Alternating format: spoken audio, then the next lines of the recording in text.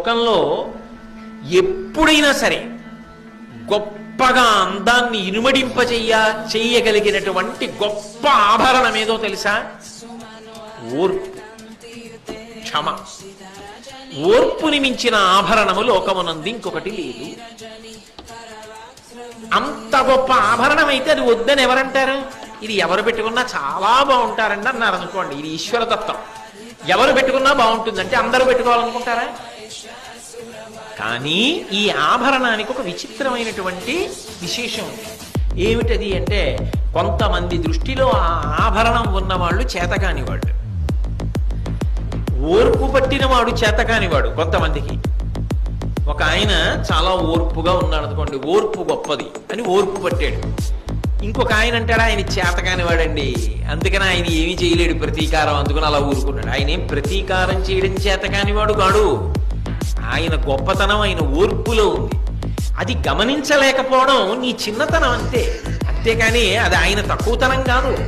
నువ్వు రెచ్చగొట్టినా ఆయన రెచ్చగొట్టబడడం, ఆయన అలాగే ఉంటాడంతే, ధీమంతుడై. కారణం ఆయన ఓర్పు అటువంటిది, ఆయన సహనం అటువంటిది. అది కనబడని ఆభరణం.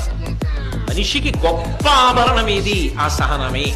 అసలు నిజంగా చెప్పాలి అంటే ఈ ఓర్పు ఎందే లోకమంతా ఉంది. ఎవరో తెలిసి తెలియని వాడు ఓర్పు తప్పి ఇష్టం వచ్చినట్టు ప్రవర్తించవచ్చు, దానివల్ల వాడు నాశనం అవుతాడు. కానీ గొప్ప శక్తివంతుడు, ధర్మాత్ముడు, తపశ్శక్తి కలిగిన వాడు ఓర్పుని కోల్పోయాడు అనుకోండి, లోకములే దెబ్బతింటాయి ఆయన ఓర్పు పోతే. అందుకే ఆ ఓర్పు పోకూడదు, ఓర్పుని నిలబెట్టుకోవాలి. ఓర్పు పట్టడమే గొప్ప అలంకారము. ఆ ఓర్పు పట్టలేకపోతే అసలు ఈ లోకము లేదు. మీరు చూడండి, అసలు నిజంగా ఇది ఎక్కడ చెప్తారో తెలుసా? పురుషుడి యొక్క శాంతి, పురుషుడి యొక్క జీవితం, కుటుంబాల యొక్క అనుబంధం, ఇవన్నీ ఎక్కడ ఉంటాయి అంటే ప్రధానంగా స్త్రీ వైపు నుంచి ఉంటాయి. అమ్మా, నిజానికి ఓర్పే యజ్ఞము, ఓర్పే ధర్మము, ఓర్పే సత్యము. ఆ ఓర్పు ఎందే లోకములన్నీ నిలబడ్డాయి. ఆ ఓర్పు లేకపోతే అసలు ఎవ్వరూ ఎక్కడా నిలబడలేరు.